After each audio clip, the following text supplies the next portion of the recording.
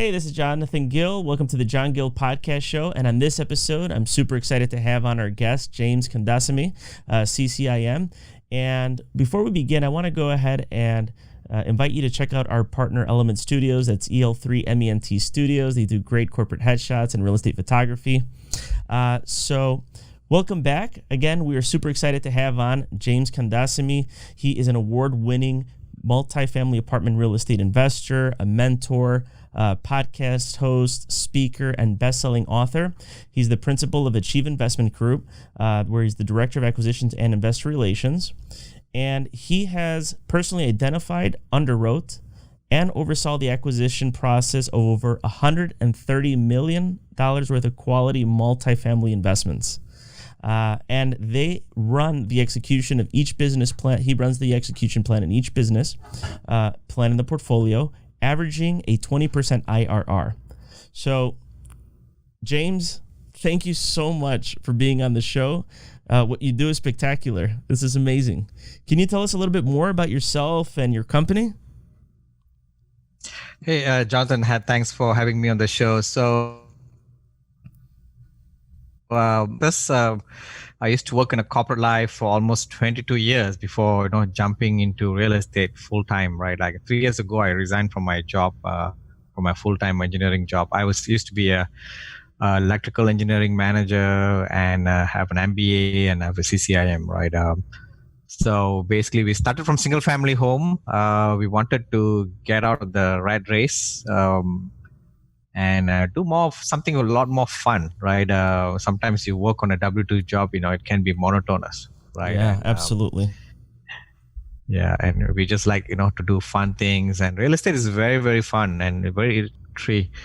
Yeah, I started with a single family home, as many of, real estate investors start with, and quickly realized there's a bottleneck in single family home, and start jumping into multifamily investments, which is large, apartment complexes. And we own the smallest we own right now is 100 units. I started with 45 units, which I sold 1 year ago. Well, no, it's actually 4 months ago I sold it. Congrats. And now we have the biggest we have is 350 units, and all in Central Texas, which is Austin and San Antonio. That is phenomenal. That's phenomenal. So at what point how easy was that transition for you from going to single families to the large scale apartment buildings? At what point did you say, I'm going to make that transition? Nothing is easy in life, right? If you are, especially when you want to break out from from one level to a completely different level, right? Even from your W-2 job to a single family and single family to multifamily, it's like a quantum leap. It's of course. A big level. Yeah. So nothing is easy. So I don't want to give that wrong perception that everything is easy. So everything is hard. But I think from single family to multifamily, it was hard, but I was persistent. And I've set a goal. I'm going to stop single family. And I said 6 months down the road, this is my last single family. In the next 6 months, I'm going to buy a multifamily. And we worked really, really hard to find deals, especially off-market deals, reaching directly to the sellers. That's what we do in single family. And we got our first 45 units multifamily. That's the transition from single family to multifamily. Amazing. So you personally went out, sourced your own deal. Not really relying too much on brokers. It was more, I'm reaching out to sellers directly.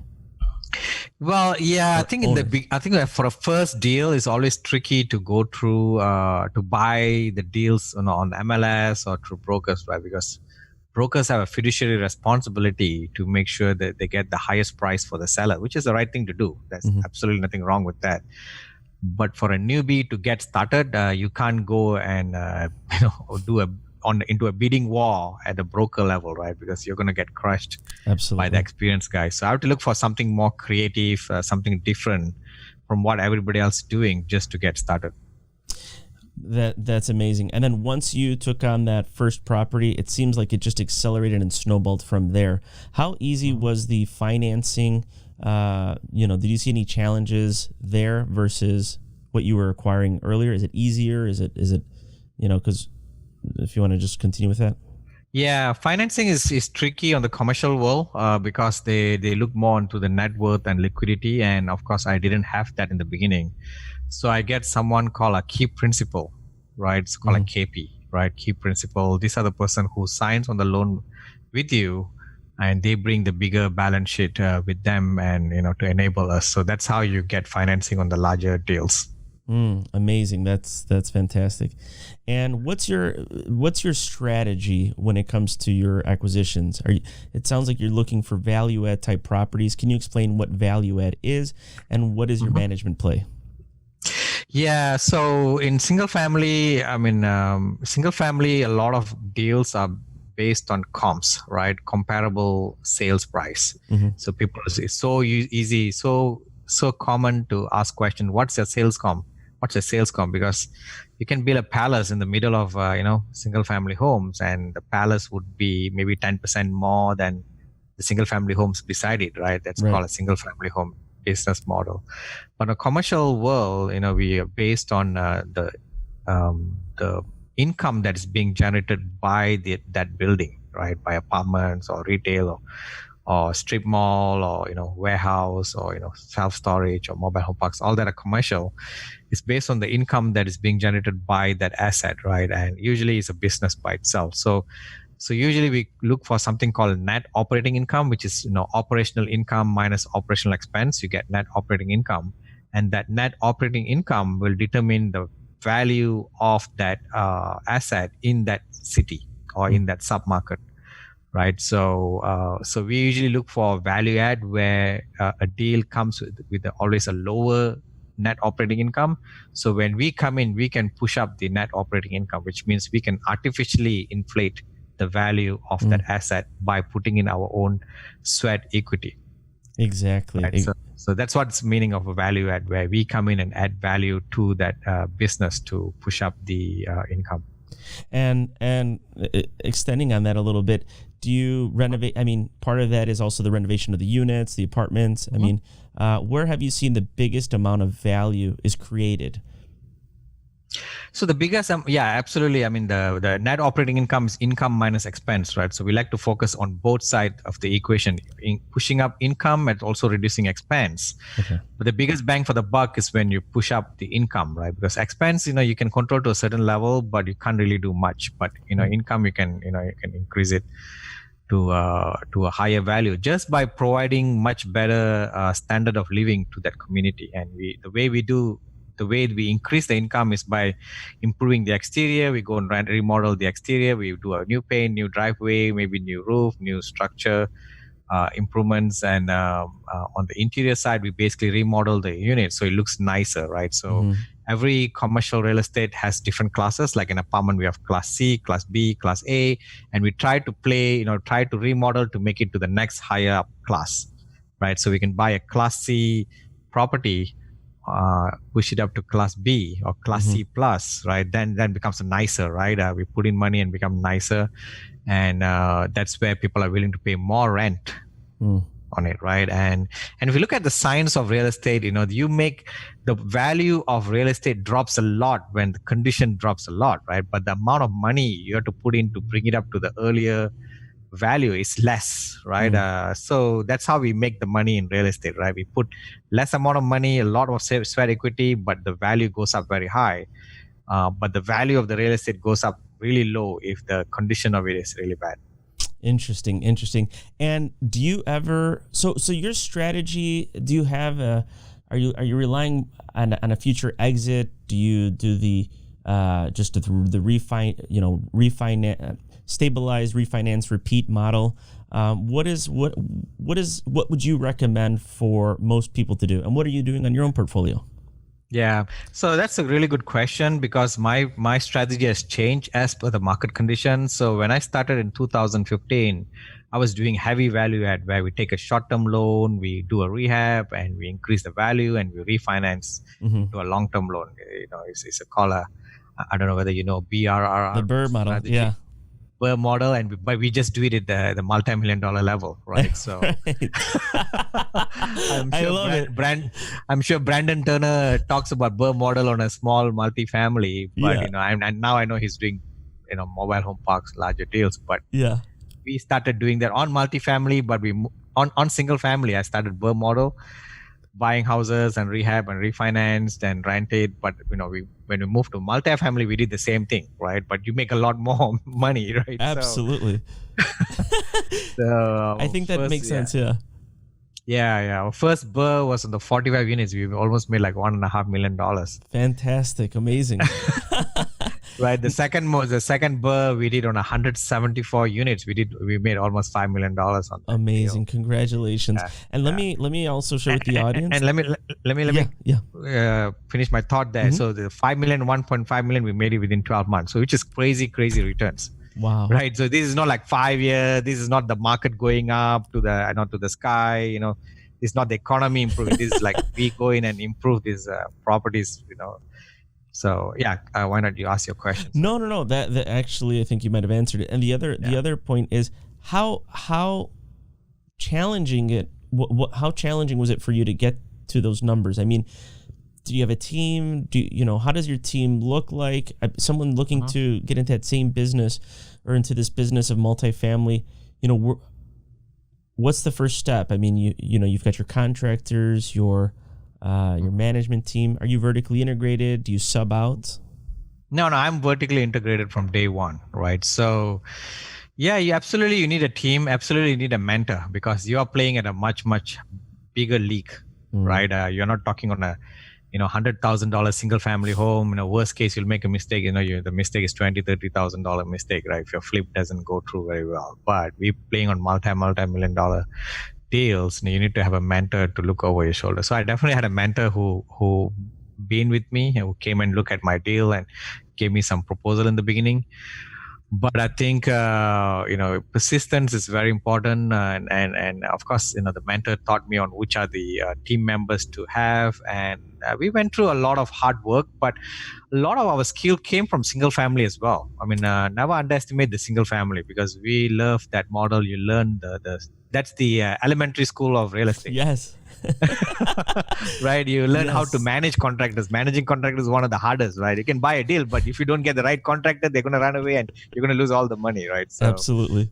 So yeah, we learned a lot from single family when we did our 13 houses. When we started, within 2 years, we flipped all that houses to move to multifamily. But we learned so much from it. That has cost us, to be less flaw or less error in our multifamily. Okay, got it. And is that and I assume that was what allowed you to scale so rapidly because 1,700 units. That's that's a sizable portfolio. I mean, we're talking $130 million worth of assets. It's very impressive, and I know guys here locally that have been doing single family homes for the last 10 years, and I don't think they might have done a 2-flat or 3-flat. Yeah, absolutely. So tell us how did you scale so rapidly? Well, I mean, at the end of the day, it's about your mindset, right? If you think you can't do it, if you think you can't do it, absolutely you can't do it. I mean, I know it sounds a bit cliche, but that is the truth, right? I mean, you just said the 6 months. Keep in mind, in the 1,700, I don't have like 5 partners working with me where I claim everything, right? So this is like, it's me.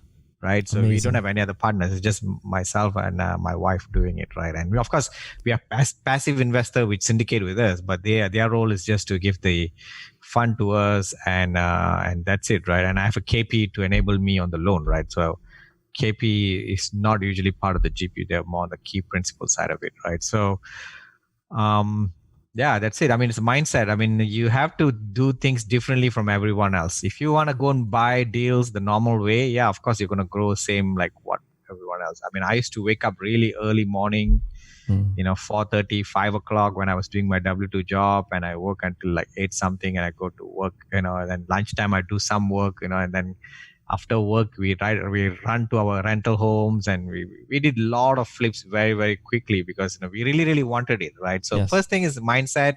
Second is whether you really, really want it or not. A lot of people want to get rich, but they are lazy to get rich, right? They want the way out. Yeah.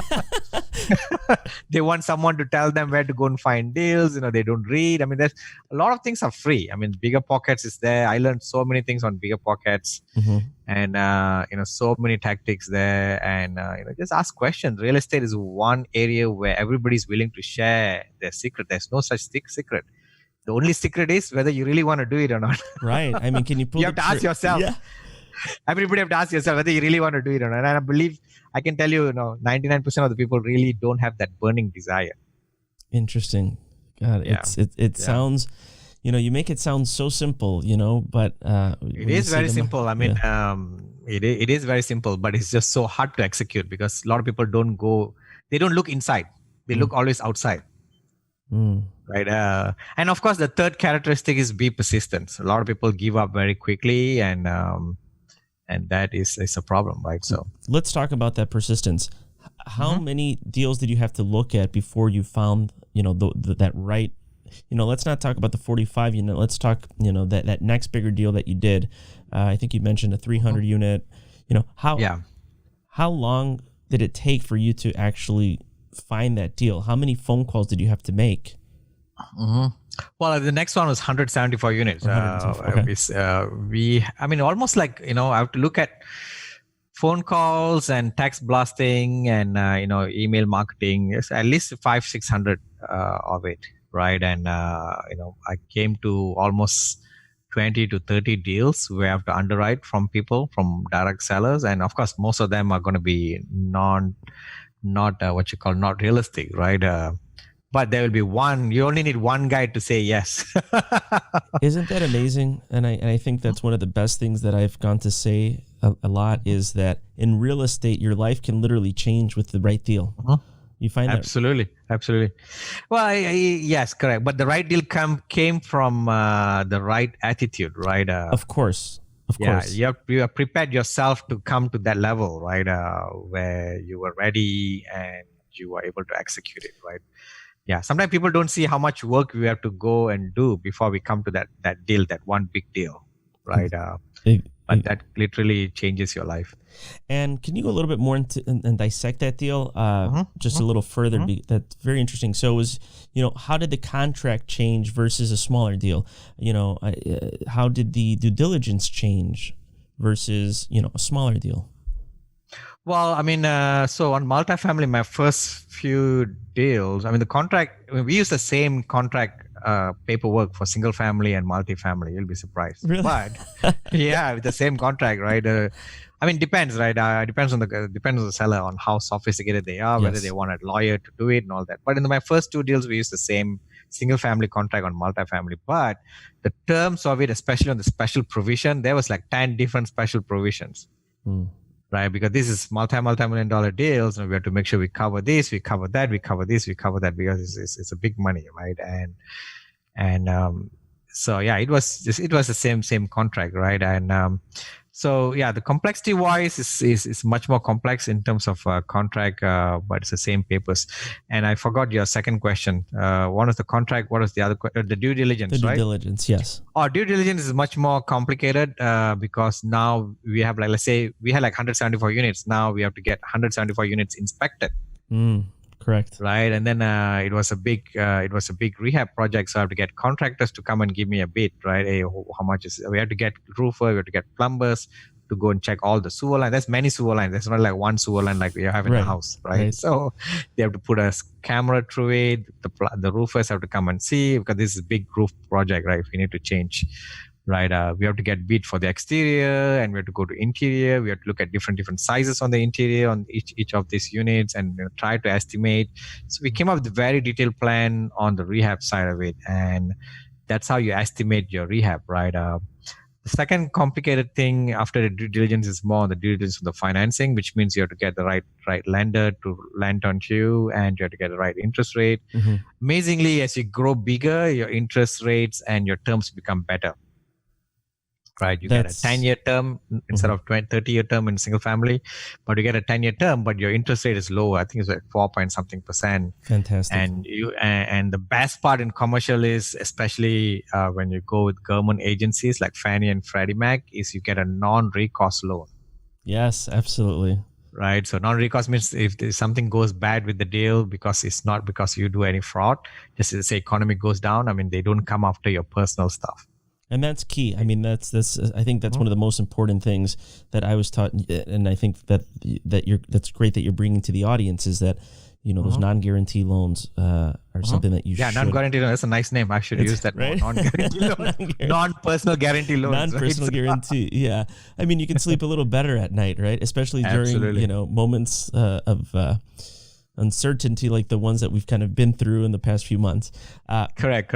I mean, let me just finish one thought there with regards to what you said. I mean, as I was telling in the beginning, in 2015 when I started, I did a lot of heavy value add deals where we take short-term loans and all that. As we move forward to 2018 onwards, I've moved all my loans to a longer-term loans. Right, which is a Fannie and Freddie, because I know the market's going crazy, right, and I know something's going to change. I do not want to keep these short-term loans because, you know, the worst thing like what has happened now, it happened in 2008, is the liquidity market freezes, like all banks don't lend, and that's what's happening right now. It's very, very hard to get a loan right now. So if you have a long-term loan, you are good, right? You have a 10-year loan, you have 8 more years to go, and you're going to recover by then. So I changed my strategy to get a long-term loan, non-recourse, fixed rate, and now you see in COVID right now, right, on how important that kind of things, and I can sleep much better because in case COVID really brought down the entire economy and none of my rents are being paid by my residents, I can still sleep better because no one can come and take my house and my car. Exactly. Right. And what I've seen also is that even with what's going on, I think most of the tenants, at least here, have you know, there's a good percentage of the tenants that still continue to pay and understand their debt obligations. So hopefully it's like that as well over there in Austin. We are collections of 92-93% right now. Fantastic. That is very good. Impressive. So I the other thing I also want to bring up, you mentioned that in this business, it's also, you know, we love giving advice. You know, I think I do this podcast also just because I like to, you know, teach, and you like to teach as well. Can you tell the audience more about your podcast? Oh, my podcast is called Achieve Wealth Through Value Add Real Estate Investing. I know it's a bit long name, but, you know, it's Achieve Wealth Through Value Add, where, you know, value add investing is basically commercial real estate investing, right? That's the main place you can do value add. So that's why I call Achieve Wealth Through Value Add Real Estate Investing. Is voted one of the top 24 real estate podcasts for 2019 by Radio Public. And we only started 1 year ago, and it's a bit, you get to hear my voice. I think it's a lot of fun like this. Oh, it's the real deal. Yeah, I loved it. Yeah, it was great. I watched it, and you've got some very educational and very technical advice, and I think a lot of people are going to appreciate that. So yeah, it is a bit technical, but you really learn a lot, and that's why you want to learn to podcast, right? And no point of telling very high level marketing fluff podcast, right? So, right. Because you want to be inspired by the podcast, right? So that's what I do it. Exactly. And then you also, let's talk about your best-selling book.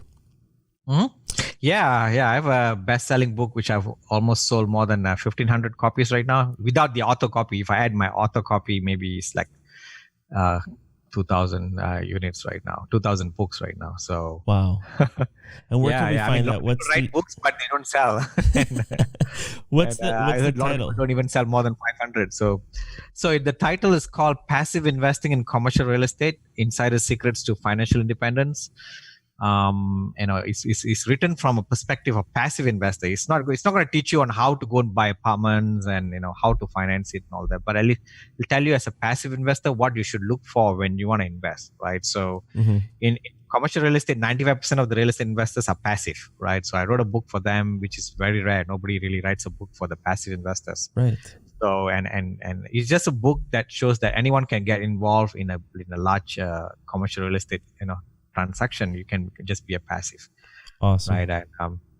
And we're going to switch. Find it in Amazon and Audible, and you'll find my book over there. Awesome. And I want to switch back to just what our earlier conversation, but I definitely wanted to bring that up.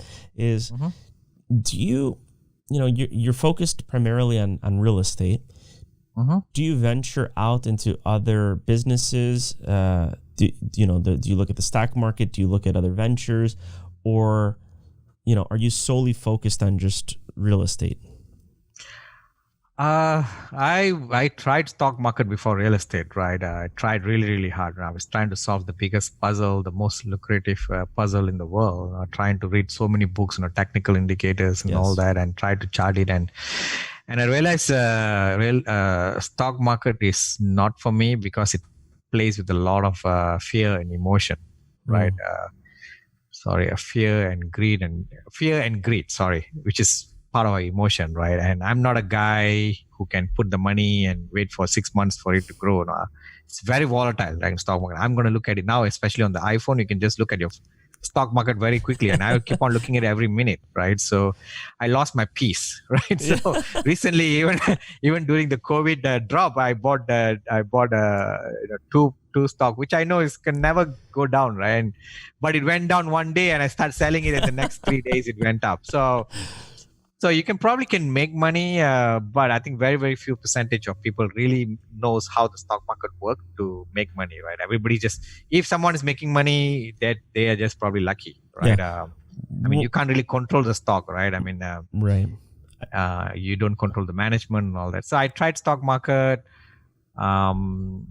I did buy some crypto, maybe like $5,000. That's it. I don't even understand what is it, but I don't want to miss out on. I have a FOMO, right? Fear of missing out. Yeah, of course. So I just paid a small amount of money there to see in case I don't miss out anything. But yeah, 99% of my portfolio all on real estate, and I love it because I'm control of it. It's just so slow and it makes a lot of money.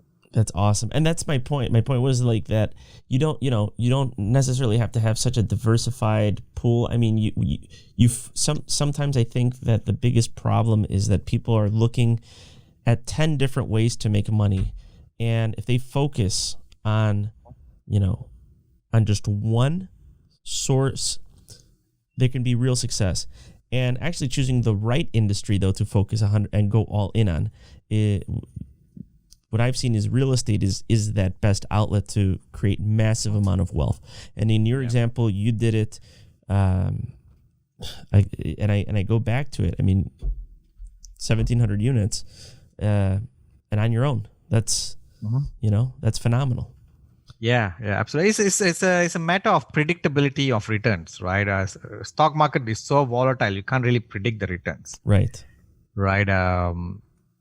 Real estate, you don't get, you may not make a lot of money like what you probably can make in stock market, but the predictability of that return is so important. You can make money when you go slow and steady, when you take control of your real estate, and the predictability is much higher, right? And also it depends on your risk tolerance as well, right? If you are if you have a lot of money and you don't mind taking a lot of risk, then you go and invest in a startup, right? Venture capitalist, right? Because the chances of you failing is like 95% you fail. And, the next level is stocks, right? And the next level is real estate. And the lowest level is bond, where you make the smallest amount of money, but you make maybe 2-3% of bond, right? So I think stock market, suits a lot of people because a lot of people are busy working, right? They don't have time, right? And if you do not want to take so much risk in your life and still make a really good return in your life, I think real estate is the best. Amazing. So, James, if anyone wants to get a hold of you, learn more about your courses, your podcast, what's the best way for them to reach you?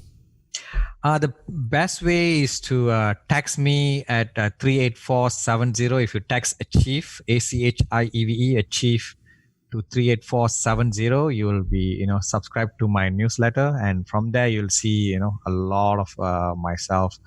My website is called achieveinvestmentgroup.com. Achieve like achieving a goal. Achieveinvestmentgroup.com. My email is james@achieveinvestmentgroup.com.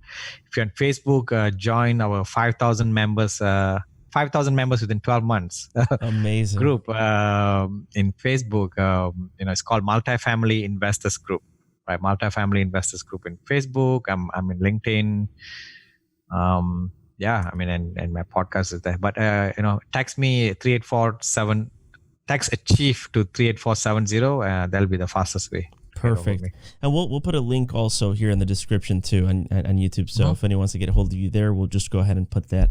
But James, I have to say this was a fascinating, an amazing conversation, you know, and I love your energy, and I like the fact that with so much success, you're a really nice guy, you know. I think a lot you seem like because you know when and I like that. So I think a lot of people are going to appreciate this conversation. James, absolutely. Anytime you're in Chicago, you're my guest. So awesome. Okay. Awesome. All right. I will remember that. All right. Sounds good, James. So thanks again. And before we sign off, I want to go ahead and just let the audience again know, if they get a chance, go ahead and check out their partner, Element Studios. That's EL3MENT Studios. And if you like what you heard, hit that like button and subscribe to the channel. Thank you so much. See you later.